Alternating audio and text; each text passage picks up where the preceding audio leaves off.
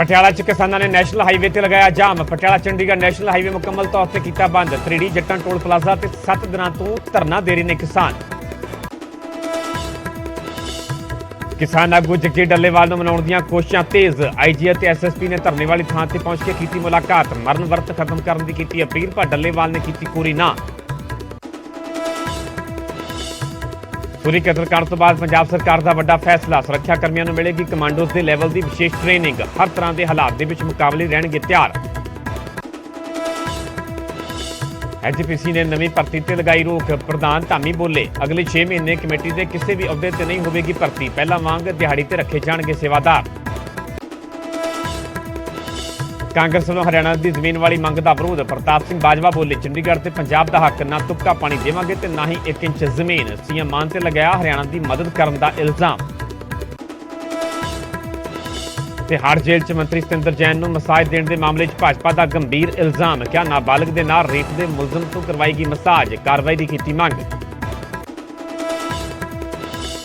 Mohali nurse ਕਤਲ ਮਾਮਲੇ 'ਚ ਬਰਖਾਸਤ ਐਸਆਈ ਰਸ਼ਪ੍ਰੀਤ ਸਿੰਘ ਨਾਮਜ਼ਦ। ਗ੍ਰਿਫਤਾਰੀ ਲਈ ਪੁਲਿਸ ਨੇ ਘਰ ਦੇ ਵਿੱਚ ਕੀਤੀ ਰੇਡ, ਪਰ ਪਰਿਵਾਰ ਸਣੇ ਫਰਾਰ ਹੈ ਰਸ਼ਪ੍ਰੀਤ। ਹਰਿਆਣਾ ਦੇ ਗੋਹਾਨਾ ਦੇ ਵਿੱਚ ਜ਼ਹਿਰੀਲੀ ਸ਼ਰਾਬ ਦਾ ਕਹਿਰ। 4 ਲੋਕਾਂ ਦੀ ਹੋਈ ਮੌਤ। ਸ਼ੂਗਰ ਮਿਲ ਦੇ ਵਿੱਚ ਕੰਮ ਕਰਨ ਵਾਲੇ 6 ਦੋਸਤਾਂ ਨੇ ਪੀਤੀ ਸੀ ਸ਼ਰਾਬ।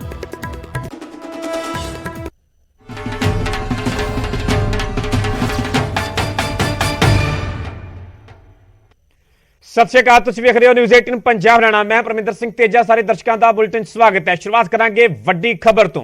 ਗਨ ਕਲਚਰ ਦੇ ਖਿਲਾਫ ਮੈਗਾ ਆਪਰੇਸ਼ਨ ਚਲਾਇਆ ਜਾ ਰਿਹਾ ਹੈ। ਗੈਰ ਕਾਨੂੰਨੀ ਅਸਲੇ ਦੇ ਖਿਲਾਫ ਮੁਹਿੰਮ ਸ਼ੁਰੂ ਕੀਤੀ ਗਈ ਹੈ। ਡੀਜੀਪੀ ਗੌਰਵ ਯਾਦਵ ਨੇ 3 ਮਹੀਨੇ ਦੀ ਇਹ ਮੁਹਿੰਮ ਸ਼ੁਰੂ ਕੀਤੀ ਹੈ। ਹੇਟ ਸਪੀਚ ਦੇ ਖਿਲਾਫ ਵੀ ਸਖਤ ਕਾਰਵਾਈ ਹੋਵੇਗੀ। ਡੀਜੀਪੀ ਨੂੰ ਇਹ ਵੀ ਸਾਫ਼ ਕਿਹਾ ਗਿਆ ਹੈ ਕਿ ਜਿਹੜਾ ਵੀ ਕੋਈ ਹੇਟ ਸਪੀਚ ਕਰਦਾ ਹੈ, ਕਿਸੇ ਦੇ ਖਿਲਾਫ ਸੋਸ਼ਲ ਮੀਡੀਆ ਤੇ ਕੋਈ ਭੜਕਾਊ ਬਿਆਨਬਾਜ਼ੀ ਕਰਦਾ, ਤਾਂ ਉਸ ਦੇ ਖਿਲਾਫ ਸਖਤ ਕਾਰਵਾਈ ਕੀਤੀ ਜਾਵੇਗੀ। ਲੋਕਾਂ ਨੂੰ ਸ਼ਾਂਤੀ ਤੇ ਭਾਈਚਾਰਾ ਬਣਾਈ ਰੱਖਣ ਦੀ ਵੀ ਡੀਜੀਪੀ ਵੱਲੋਂ ਅਪੀਲ ਕੀਤੀ ਗਈ ਹੈ। ਦਰਅਸਲ ਗਨ ਕਲਚਰ ਨੂੰ ਲੈ ਕੇ ਪਿਛਲੇ ਦਿਨੀ ਮਾਨ ਸਰਕਾਰ ਦੇ ਵੱਡਾ ਫੈਸਲਾ ਲਿਆ ਗਿਆ ਕਿ ਜਿਹੜੇ ਅਸਲੇ ਨੂੰ ਲੈ ਕੇ ਪਹਿਲਾਂ ਹੀ ਲਾਇਸੈਂਸ ਜਾਰੀ ਕੀਤੇ ਗਏ ਨੇ, ਉਹਨਾਂ ਸਾਰੇ ਲਾਇਸੈਂਸਾਂ ਨੂੰ 3 ਮਹੀਨੇ ਦੇ ਵਿੱਚ ਰਿਵਿਊ ਕੀਤਾ ਜਾਵੇਗਾ। ਉੱਥੇ ਗਨ ਕਲਚਰ ਨੂੰ ਪ੍ਰਮੋਟ ਕਰਨ ਵਾਲੇ ਗੀਤਾਂ ਤੇ ਵੀ ਸਰਕਾਰ ਦੇ ਵੱਲੋਂ ਬੈਨ ਲਗਾਇਆ ਗਿਆ ਤੇ ਇਸ ਦੇ ਵਿਚਾਲੇ ਹੁਣ ਇਹ ਮੁਹਿੰਮ ਦੀ ਸ਼ੁਰੂਆਤ ਕਰ ਦਿੱਤੀ ਗਈ ਹੈ। ਡੀਜੀਪੀ ਗੌਰਵ ਯਾਦਵ ਦੇ ਵੱਲੋਂ 3 ਮਹੀਨੇ ਦੀ ਮੁਹਿੰਮ ਸ਼ੁਰੂ ਕੀਤੀ ਗਈ ਹੈ ਤੇ ਨਾਲ ਡੀਜੀਪੀ ਨੇ ਸਾਫ਼ ਕੀਤਾ ਹੈ ਕਿ ਜਿਹੜਾ ਵੀ ਕੋਈ ਹੇਟ ਸਪੀਚ ਕਰੇਗਾ ਉਸ ਦੇ ਖਿਲਾਫ ਸਖਤ ਕਾਨੂੰਨੀ ਕਾਰਵਾਈ ਕੀਤੀ ਜਾਵੇਗੀ। ਤੇ ਉੱਥੇ ਡੀਜੀਪੀ ਵੱਲੋਂ ਲੋਕਾਂ ਨੂੰ ਸ਼ਾਂਤੀ ਤੇ ਭਾਈਚਾਰਾ ਬਣਾਈ ਰੱਖਣ ਦੀ ਵੀ ਅਪੀਲ ਕੀਤੀ ਗਈ ਹੈ।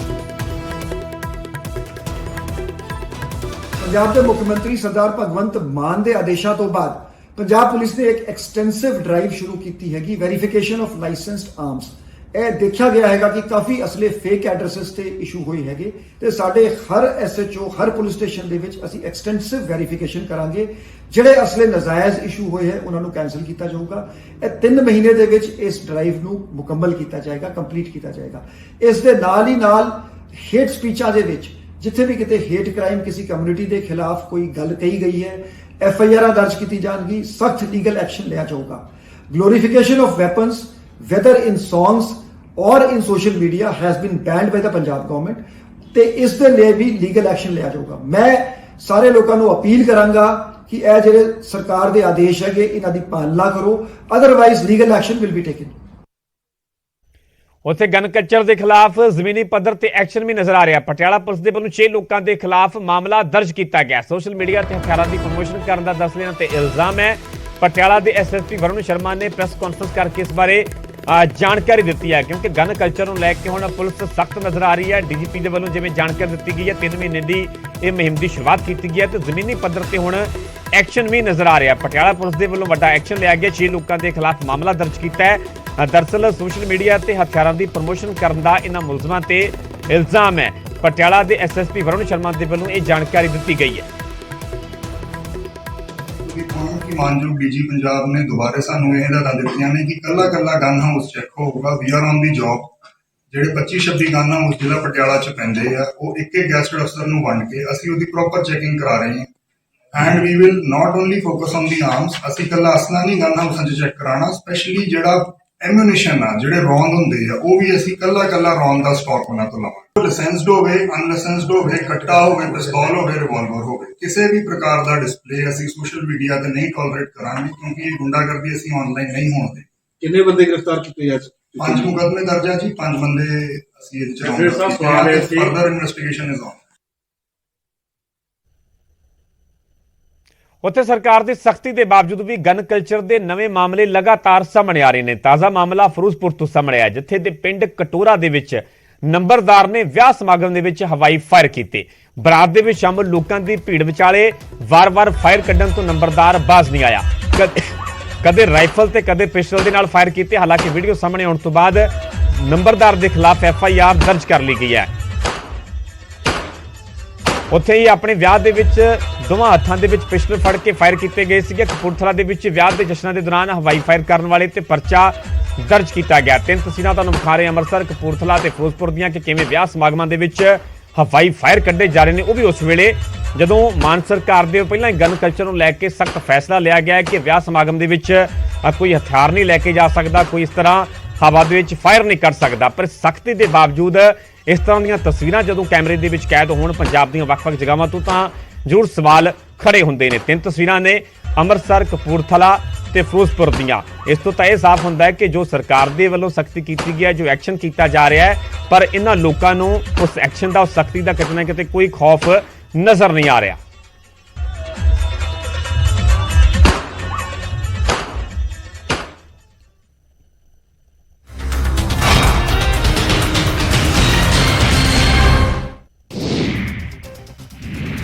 ਪਟਿਆਲਾ 'ਚ ਕਿਸਾਨਾਂ ਨੇ ਨੈਸ਼ਨਲ ਹਾਈਵੇ ਤੇ ਲਗਾਇਆ ਜਾਮ। ਪਟਿਆਲਾ ਚੰਡੀਗੜ੍ਹ ਨੈਸ਼ਨਲ ਹਾਈਵੇ ਮੁਕੰਮਲ ਤੌਰ ਤੇ ਕੀਤਾ ਬੰਦ। ਤ੍ਰਿੜੀ ਜੱਟਾਂ ਟੋਲ ਪਲਾਜ਼ਾ ਤੇ 7 ਦਿਨਾਂ ਤੋਂ ਧਰਨਾ ਦੇ ਰਹੇ ਨੇ ਕਿਸਾਨ।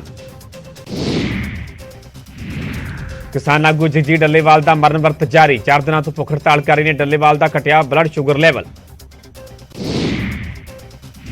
ਫਰੀਦਕੋਟ ਧਰਨੇ ਦੇ ਵਿੱਚ ਪਹੁੰਚੀ IG ਫਿਰੋਜ਼ਪੁਰ ਰੇਂਜ ਤੇ SSP। ਡੱਲੇਵਾਲ ਨੂੰ ਮਨਾਉਣ ਦੀ ਕੀਤੀ ਕੋਸ਼ਿਸ਼, ਮਰਨ ਵਰਤ ਖਤਮ ਕਰਨ ਦੀ ਕੀਤੀ ਅਪੀਲ, ਪਰ ਡੱਲੇਵਾਲ ਨੇ ਕੀਤਾ ਸਾਫ਼ ਇਨਕਾਰ।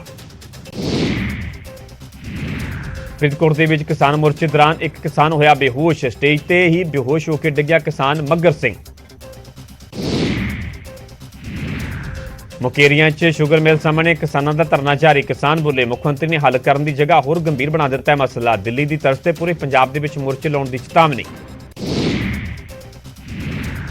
ਪੰਜਾਬ 'ਚ ਪਰਾਲੀ ਸਾੜਨ ਦੇ ਮਾਮਲਿਆਂ ਦੇ ਵਿੱਚ ਆਈ ਗਿਰਾਵਟ। ਪਿਛਲੇ 3 ਸਾਲ ਦੇ ਮੁਕਾਬਲੇ 20% ਆਈ ਕਮੀ। ਇਸ ਸਾਲ ਕਰੀਬ 49,000 ਤੋਂ ਵੱਧ ਮਾਮਲੇ ਆਏ ਨੇ ਸਾਹਮਣੇ।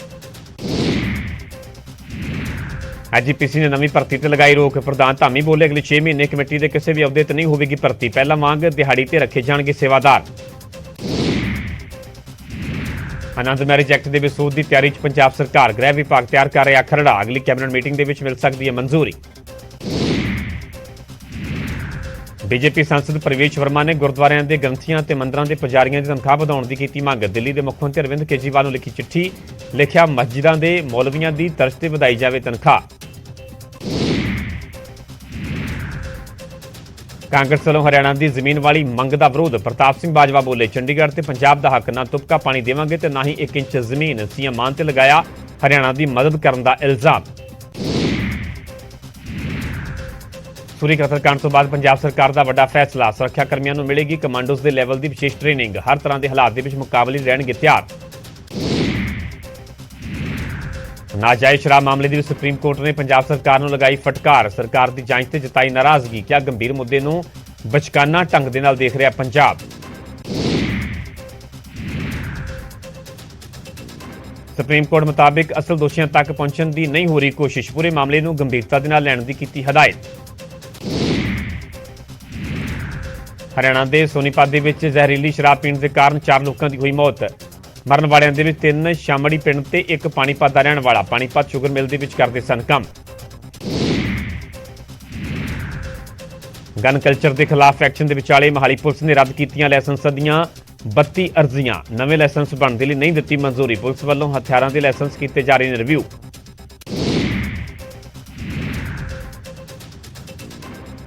ਗਨ ਕਲਚਰ ਦੇ ਖਿਲਾਫ ਪਟਿਆਲਾ ਪੁਲਿਸ ਦਾ ਐਕਸ਼ਨ। 6 ਲੋਕਾਂ ਦੇ ਖਿਲਾਫ ਦਰਜ ਕੀਤਾ ਮਾਮਲਾ। ਕਾਬੂ ਕੀਤੇ ਮੁਲਜ਼ਮਾਂ ਤੇ ਹਥਿਆਰਾਂ ਦੀ ਪ੍ਰਮੋਸ਼ਨ ਕਰਨ ਦਾ ਇਲਜ਼ਾਮ।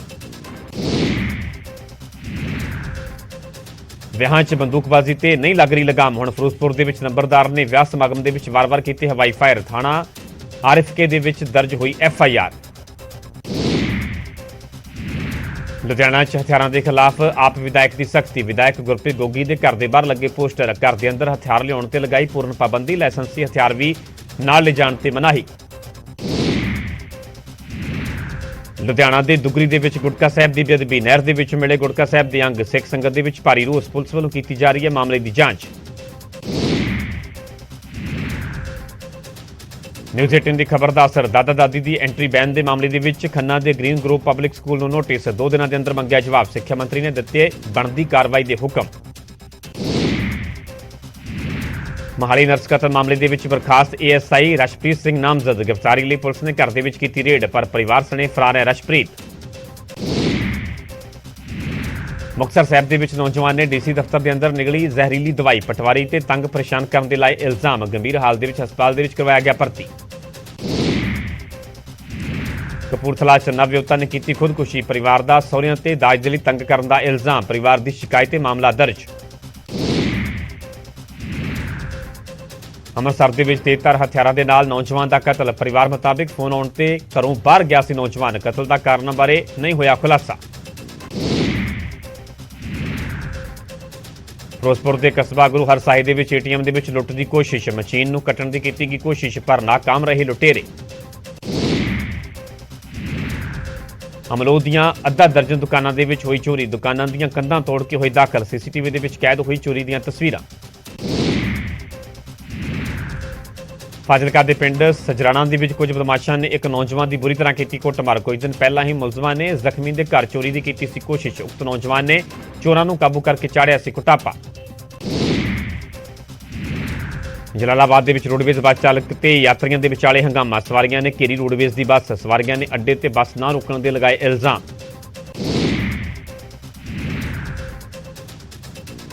ਪਾਣੀਪਤ ਪੁਲਿਸ ਨੇ ਮੁਠਭੇੜ ਤੋਂ ਬਾਅਦ 3 ਬਦਮਾਸ਼ਾਂ ਨੂੰ ਕੀਤਾ ਕਾਬੂ, ਲੱਤਾਂ ਦੇ ਵਿੱਚ ਗੋਲੀਆਂ ਲੱਗਣ ਦੇ ਨਾਲ 2 ਬਦਮਾਸ਼ ਹੋਏ ਜ਼ਖਮੀ, ਮੁਲਜ਼ਮਾਂ ਤੋਂ 2 ਪਿਸਤੌਲ ਹੋਏ ਬਰਾਮਦ। ਸ਼ਿਵ ਸੈਨਾ ਆਗੂ ਹਰਵਿੰਦਰ ਸੋਨੀ ਨੂੰ ਗੁਰਦਾਸਪੁਰ ਤੋਂ ਮਾਨਸਾ ਜੇਲ੍ਹ ਕੀਤਾ ਗਿਆ ਸ਼ਿਫਟ, ਗੁਰਦਾਸਪੁਰ ਜੇਲ੍ਹ ਦੇ ਵਿੱਚ ਹੰਗਾਮੇ ਤੋਂ ਬਾਅਦ ਹੀ ਭੇਜਿਆ ਮਾਨਸਾ, ਨਿਆਂਇਕ ਹਿਰਾਸਤ ਦੇ ਵਿੱਚ ਹੈ ਹਰਵਿੰਦਰ ਸੋਨੀ। ਅਬੋਹਰ ਦੇ ਵਰਿਆਮ ਖੇੜਾ ਨੇੜੇ ਨਹਿਰ ਦੇ ਵਿੱਚ ਪਿਆ ਪਾੜ, ਸਰੋਂ ਤੇ ਕਣਕ ਦੇ ਖੇਤਾਂ ਦੇ ਵਿੱਚ ਭਰਿਆ ਪਾਣੀ, ਮੌਕੇ ਤੇ ਪਹੁੰਚੇ ਨਹਿਰੀ ਵਿਭਾਗ ਦੇ ਵੱਲੋਂ ਪਾੜ ਭਰਨ ਦਾ ਕੰਮ ਸ਼ੁਰੂ। ਸੰਗਰੂਰ ਦੇ ਵਿੱਚ ਜਗਾੜੂ ਰੇੜਿਆਂ ਦੇ ਖਿਲਾਫ ਟੈਂਪੂ ਯੂਨੀਅਨ ਦਾ ਪ੍ਰਦਰਸ਼ਨ, ਡੀਸੀ ਦਫ਼ਤਰ ਦਾ ਕੀਤਾ ਗਿਆ ਘਿਰਾਓ, ਜਗਾੜੂ ਰੇੜੇ ਬੰਦ ਕਰਵਾਏ ਜਾਣ ਦੀ ਕੀਤੀ ਮੰਗ। ਜਲੰਧਰ ਦੇ ਵਿੱਚ ਬੀਐਸਐਫ ਹੈੱਡਕੁਆਟਰ ਦੇ ਵਿੱਚ ਬਾਰਡਰ ਸਿਕਿਉਰਿਟੀ ਆਫ ਪੁਲਿਸ ਦੇ ਵੱਲੋਂ ਰੋਜ਼ਗਾਰ ਮੇਲਾ, ਕੇਂਦਰੀ ਮੰਤਰੀ ਸੋਮ ਪ੍ਰਕਾਸ਼ ਨੇ ਮੁੱਖ ਮਹਿਮਾਨ ਵਜੋਂ ਕੀਤੀ ਸ਼ਿਰਕਤ, ਵੱਡੀ ਗਿਣਤੀ ਵਿੱਚ ਪਹੁੰਚੇ ਨੌਜਵਾਨ। ਰੋਪੜ 'ਚ ਹਫ਼ਤਾਵਾਰੀ ਪਲੇਸਮੈਂਟ ਕੈਂਪਾਂ ਦਾ ਆਯੋਜਨ, 12ਵੀਂ ਪਾਸ ਬੇਰੁਜ਼ਗਾਰ ਉਮੀਦਵਾਰਾਂ ਦੀ ਹੋਈ ਇੰਟਰਵਿਊ। ਚੰਡੀਗੜ੍ਹ 'ਚ ਜਨਵਰੀ ਮਹੀਨੇ ਦੇ ਵਿੱਚ 5G ਸੇਵਾ ਦੀ ਸ਼ੁਰੂਆਤ ਦੀ ਤਿਆਰੀ, ਪ੍ਰਸ਼ਾਸਨ ਨੇ ਇੰਟਰਨਲ ਪੋਰਟਲ ਬਣਾਇਆ, TSP ਅਤੇ IP ਦੇ ਲਈ 5G ਨੂੰ ਲੈ ਕੇ ਪੋਰਟਲ ਦੇ ਜ਼ਰੀਏ ਦਿੱਤੀਆਂ ਜਾਣਗੀਆਂ ਮਨਜ਼ੂਰੀਆਂ।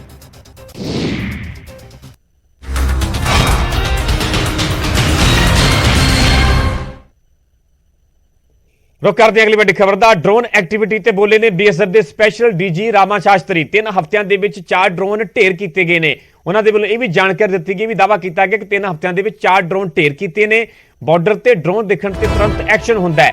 ਸਰਹੱਦ ਪਾਰੋਂ ਤਸਕਰੀ ਰੋਕਣ ਦੇ ਲਈ ਹਮੇਸ਼ਾ ਪੂਰੀ ਫੋਰਸ ਜਿਹੜੀ ਆ ਉਹ ਮੁਸਤੈਦ ਹੈ। ਡਰੋਨ ਐਕਟੀਵਿਟੀ ਜਿਹੜੀ ਕਿ ਲਗਾਤਾਰ ਸਰਹੱਦੀ ਇਲਾਕੇ ਦੇ ਵਿੱਚ, ਚਾਹੇ ਪਠਾਨਕੋਟ ਦੀ ਗੱਲ ਹੋਵੇ, ਚਾਹੇ ਗੁਰਦਾਸਪੁਰ, ਚਾਹੇ ਤਰਨਤਾਰਨ, ਚਾਹੇ ਫਿਰੋਜ਼ਪੁਰ ਦੀ, ਲਗਾਤਾਰ ਜਿਹੀਆਂ ਖਬਰਾਂ ਸਾਹਮਣੇ ਆਉਂਦੀਆਂ ਨੇ। ਤੇ ਇਸੇ ਹੀ ਡਰੋਨ ਐਕਟੀਵਿਟੀ ਨੂੰ ਲੈ ਕੇ BSF ਦੇ ਸਪੈਸ਼ਲ DG ਰਾਮ ਸ਼ਾਸਤਰੀ ਦੇ ਵੱਲੋਂ ਵੱਡਾ ਬਿਆਨ ਦਿੱਤਾ ਗਿਆ। ਉਹਨਾਂ ਦਾ ਕਹਿਣਾ ਹੈ ਕਿ 3 ਹਫ਼ਤਿਆਂ ਦੇ ਵਿੱਚ 4 ਡਰੋਨ ਢੇਰ ਕੀਤੇ ਗਏ।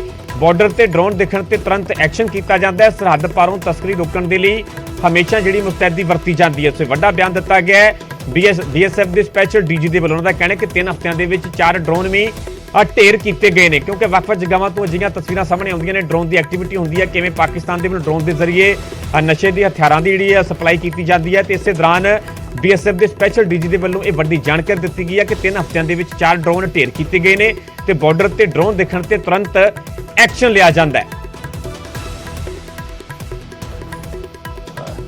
Headquarter western command BSF first line of defence और कई चीजों पर हमने बातचीत की है। सर, सबसे पहले तो जानकारी लेना चाहेंगे जो ड्रोन एक्टिविटीज हैं 21 से लेकर कंपैरिजन की अगर हम बात करें तो ड्रोन एक्टिविटीज जो है वो बड़ी हैं, तो किस तरह से देखते हैं, किस तरह से उसमें कमी और किस तरह से जो आप लोगों की चलती है एक्टिविटीज वहां पर वो किस तरह से? सबसे पहले मैं ये कहना चाहूंगा कि as a first line of defence border security force चाहे सरफेस या चाहे एरियल किस रूट से भी स्मगलिंग का प्रयास होता है या इन्फिल्ट्रेशन का प्रयास होता है, इनको रोकने के लिए हरदम प्रयासरत है। जो आप कह रहे हैं, आपके प्रश्न पर आऊं तो फिर जब टेक्नोलॉजी का कभी कभी दुरुपयोग करके कुछ लोग नए नए टेक्निक्स ढूंढते हैं, उसी की कड़ी में पिछले 2-3 साल में ड्रोन्स के जरिए स्मगलिंग के अटेम्प्ट्स होती रही हैं। ये तो सर इसके साथ साथ जैसे आपने बताया, क्योंकि पिछले 1.5-2 महीने की अगर हम बात करें, कई क्वांटिटी में जो ड्रोन हैं या असाइनमेंट्स हैं वो जो है रिकवर की गई हैं, लेकिन जो बैठे हैं जो मास्टर माइंड्स हैं उन तक जो है वो नहीं पहुंच पाते, कई बार गिरफ्तारियां नहीं हो पाती। लेकिन आपने बताया, एक एग्जाम्पल दिया कि 11 लोगों की इसमें गिरफ्तारी हुई है। ये भी एक कहीं ना कहीं एक क्वेश्चन है कि जिस तरह से वो पूरी एक्टिविटी को देर रात ही इस तरह की जो एक्टिविटीज होती है उसको अंजाम देते हैं, तो उसमें किस तरह से टेक्निक जो है वो अपनाई जाती है? देखिए, जो मैंने कहा था कि जब एक तो